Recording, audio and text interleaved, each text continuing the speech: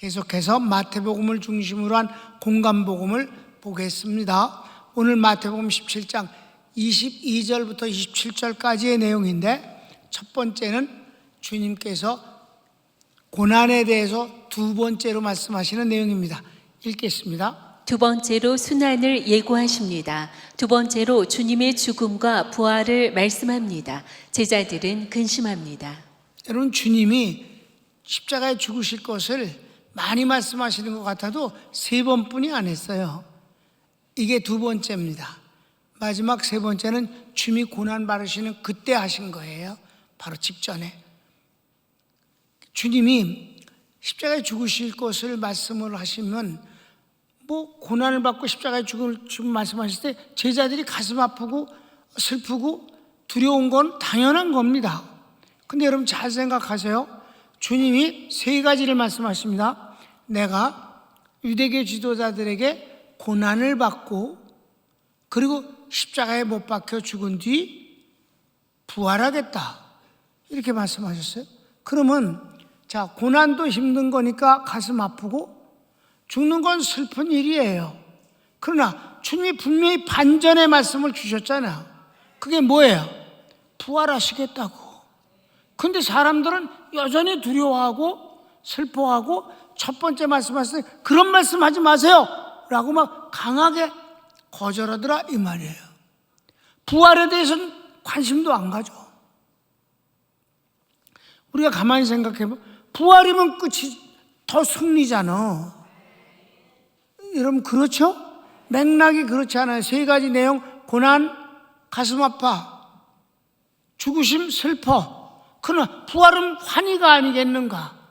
그런데 제자들이 한 번도 환희를 느끼는 것을 볼 수가 없어요. 그런데 실제 주님이 십자가에 죽으시고 그럴 때 다들 흩어져서 도망갔고, 부활하셨을 때 그렇게 썩 좋아하지 않았어요. 그냥 놀라워했을 뿐이에요. 주님이 부활하셨을 때 베드로가 뭘 했어요? 40일간 부활하신 채 제자들을 자주 만나셨는데 그때 그냥 그랬어요. 왜냐하면 부활하신 뒤에는 주님은 믿는 자 아니면 당신을 드러내실 수가 없었어요. 마찬가지, 지금도 주님은 믿는 자에게만 관계하시는 거예요. 안 믿는 사람에게 당신을 드러내지 않습니다. 그러니까 주님이 육체로 계실 때 막 굉장한 군중들을 몰고 다니시고 오병이의 기적과 수만 명의 그런 현상은 없다, 이 말이에요. 베드로가 무슨 짓 했어요? 고기 잡으러 가겠다 그랬어요. 주님이 너는 이제부터 고기를 잡는 게 아니라 사람을 낚는 어부가 되게 하리라고 하셨어요. 그런데 고기 잡으러 간다는 거예요. 그랬더니 다른 제자들도 뭐래? 우리도 간다, 나도 간다, 이러고 따라가지 않았냐, 이 말이에요. 주님이 부활하셨을 때 엠마라고 하는 두 제자가 있었어요. 그는 70인 제자 가운데서 2명입니다. 주님이 그들에게 나타나셨어요. 그들이 믿지 않기 때문에 주님을 알아보지 못했어요. 주님이 어디로 가는 길이며 무슨 얘기를 하느냐 그랬더니 이 사람들이 예수님을 딱 보고, 당신 예루살렘에서 오는 길 아니에요? 그러니까 그렇다니까.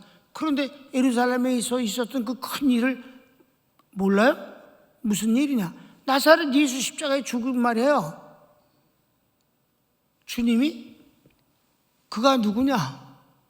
주님이 못 알아보고 있는 그네들, 예수 그가 누구냐 물었더니, 그분 우리 선생님이었어. 과거형이야. 우리 선생님이셨는데 십자가에 죽었다. 죄도 없는데 죽었다.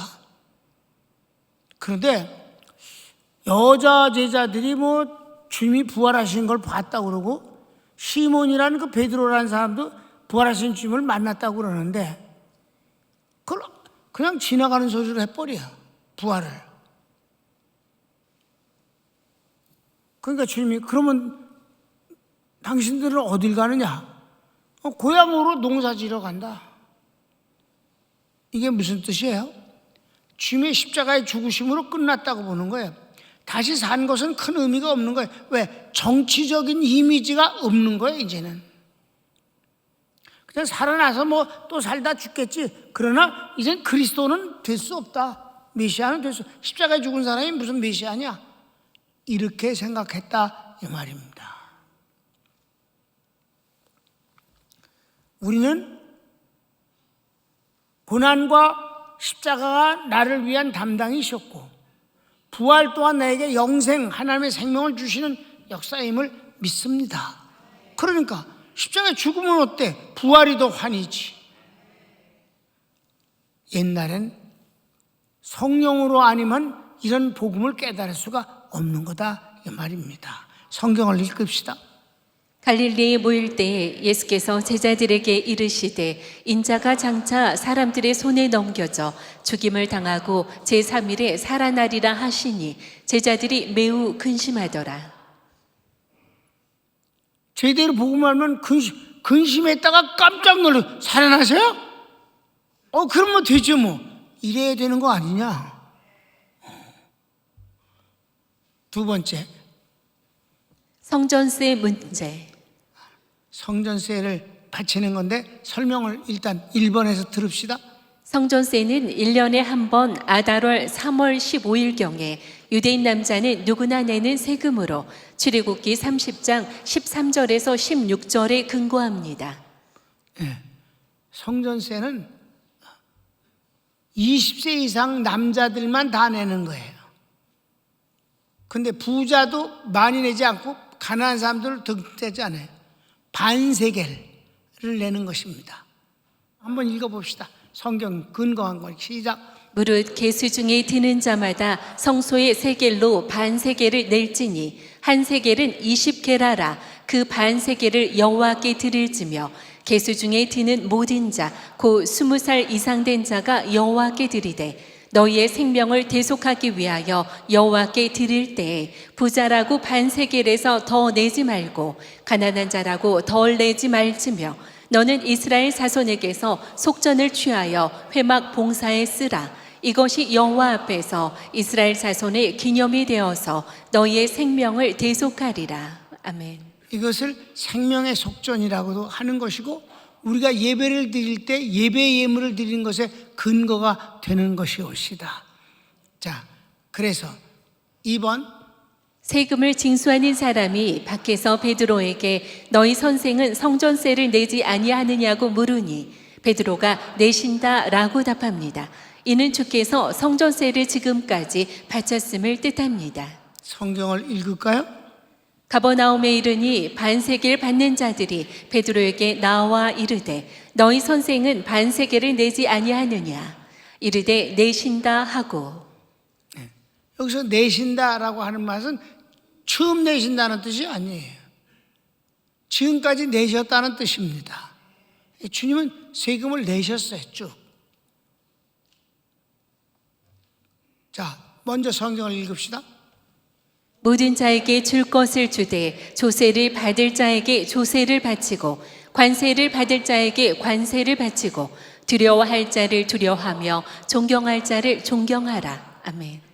이건 로마서에서 나오는 것으로서 구원받은 성도가 국가나 사회생활을 할 때 국민과 시민으로서 여기서 세가 이제 두 가지인데 그 관세라고 하는 거는 이 땅을 판다거나 하여튼 물건에 관해서 장사해서 돈을 버거나 이럴 때 내는 걸 관세라고 그래. 지방세죠.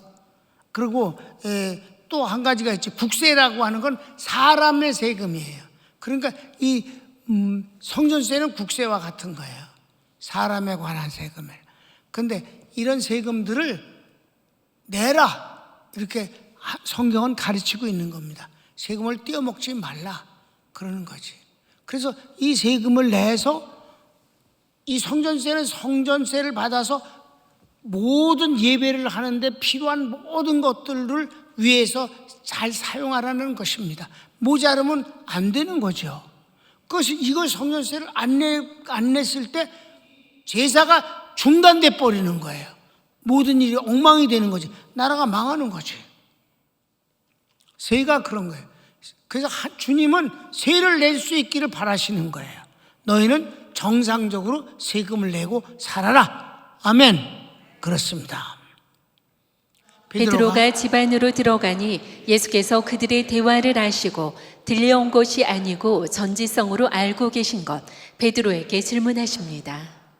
시몬아, 내 생각에는 세상 임금들이 관세, 지방세로 물건에 대한 세와 국세, 사람에 대한 세를 누구에게 받느냐? 아들에게 받느냐?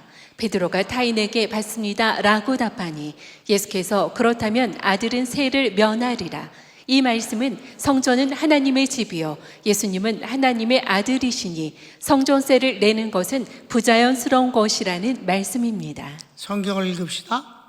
집에 들어가니 예수께서 먼저 이르시되 시몬아 내 생각은 어떠하냐? 세상 임금들이 누구에게 관세와 국세를 받느냐? 자기 아들에게냐 타인에게냐? 베드로가 이르되 타인에게니이다. 예수께서 이르시되 그렇다면 아들들은 세를 면하리라. 그래. 이 무슨 말씀이에요? 이미 설명을 했어요. 여기서 기적이 이제 첫 번째 기적이 일어났어요. 주님이 밖에서 세금 걷는 사람하고 베드로가 얘기를 이렇게 한 거예요. 왜 너 선생님 세금 안 내? 그러니까 우리 낸다. 그리고 이제 들어왔더니 주님이 귀로 들으신 게 아니라 이미 알고 계신 전지성, 전지전능성 때문에 이미 아시고 베드로야, 여기서 시몬아 그래. 시몬아, 임금이 세를 내니? 그 임금의 아들이 그 아버지한테 세금을 내니? 안 냅니다.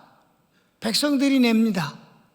그리고 임금은 그 세금을 받고 정치를 하고 나라를 다스리지요. 그래, 맞다. 자, 요한복음 2장 16절 시작. 비둘기 파는 사람들에게 이르시되 이것을 여기서 가져가라. 내 아버지의 집으로 장사하는 집을 만들지 말라 하시니. 예수님이 성전 청소할 때 하신 말씀이에요. 거기서 장사하니까 여기는 장사하는 데가 아니다 하고 내쫓았어요. 그러면서 뭐라고 말씀해요? 이 집은, 이 성전은 내 아버지의 집이니라. 그러니까 성전은 하나님의 집이에요. 곧 예수님의 집이고 예수님이 성전 자체라고도 하셨습니다. 그러니까 예수님이 자기 집에다가 무슨 세를 내? 아버지한테 세를 안 내는 게 당연한 것이에요. 아멘? 그렇지만 주님이 이 사람이 세를 받으러 온 사람이 예수님이 하나님의 아들이심을 모르니까 성전세를 안 내면 말로만 그러고 어쩌고 저쩌고 그러면서 비난할 것이 뻔하니까 그래서 내가 시험받지 않게 하기 위해서 세금을 낸다는 거예요. 자, 4번. 그러나 오해하지 않게 하기 위해 예수님은 세를 내신다 하십니다. 예수님이 하나님의 아들이심을 세를 받는 사람이 모르는 입장에서 세를 안 낼 때 비난할 것이 자명하기 때문입니다. 그래요. 그래서 세금을 내는 것은 당연한 것이라고 그랬어요. 그러면 자, 5번. 여기서 주님이 하나님의 아들이심을 기적으로 증명하십니다. 주님이 하나님의 아들이시니까 세금을 안 내는 것이 당연한데도 불구하고 사람들이 오해를 할까 봐 내가 세금을 지금까지도 냈고 지금 또 내겠다고 하시는 거 아니에요. 그런데 하나님의 아들을 여기서 그냥 말로만이 아니라 증명하시기 위해서 기적을 행사하시는 거예요. 그 기적이 뭐냐? 너 가서 바다에 가서 고기를 잡아라. 첫 번째 올라오는 고기를 입을 벌려보면 거기에 한 세겔이 있을 테니까 우리가 너하고 나하고 반 세겔씩 한 세겔, 너하고 나 둘의 몫을 한 세겔을 세를 내라 라고 하셨다는 내용이에요. 아셨습니까? 이게 뭘까요? 이게 왜 이렇게 하실까? 주님이 돈이 없어서 이렇게 하셨을까? 아니에요. 예수님이 바로 하나님의 아들이심을 증명하는 방법이다 이 말입니다. 다만 세금을 내는 것이 사람들에게 오해를 사지 않기 위해서 내되 성전의 주인인 내가 세상 돈을 내는 게 아니라 바로 기적을 통해서 내겠다. 성경을 읽읍시다. 그러나 우리가 그들이 실족하지 않게 하기 위하여 내가 바다에 가서 낚시를 던져 먼저 오르는 고기를 가져 입을 열면 돈 1세겔을 얻을 것이니 가져다가 나와 너를 위하여 주라 하시니라. 아멘. 그러니까 여기서 대화는 베드로하고만 하잖아요. 사랑하는 제자 베드로에게 돈 거두러 오는 놈은 소용없어. 그건 그냥 세금을 내면 고만이니까. 그런데 베드로에게 예수님이 내가 하나님의 아들이심을, 성전의 주인 아버지의 아들임을 증명하기 위해서 이 기적을 행사하셨다, 이 말입니다. 현상은 좀 재미있는 기적이긴 하지만은, 그러나 재미로 끝나는 게 아니라 하나님의 아들이심을 스스로 증명하시는 일이었다. 이런 것은 지금도 세금을 내는 건 우리가 당연하고, 성도도 국민의 한 사람이니까 국세를 내야 되고, 시민이 하나 사람은 지방세도 내야 되는 것이고, 또 군대를 가는 방역의 의무도 행하는 것입니다. 여기서 주님께서 성전세를 기적을 통해서 한 번은 밖에서 하는 소리를 듣고 주님이 베드로에게 말씀하시고, 마지막엔 베드로에게 기적을 통해서 성전세를 내심으로 예수님이 바로 성전의 주인이신 하나님의 아들이심을 증거하신 것입니다. 무엇으로? 기적으로. 손을 모읍시다. 사랑하는 여러분, 이런 분이 우리 주님임을 인하여 여러분 당당하고 기쁘지 않습니까? 하나님은 정말 능력이고 축복이지만 예수님은 너무 멋지신 우리 주님이십니다. 멋지십니다. 신앙을 앞세워서 국민의 도리를 하지 않아도 좋다고 하지 않는 분이십니다. 이단자들은 그따위 짓 합니다. 그러나 우리 주님은 국민은 국민의 역할을, 의무를 다하라고 하시는 주님이십니다.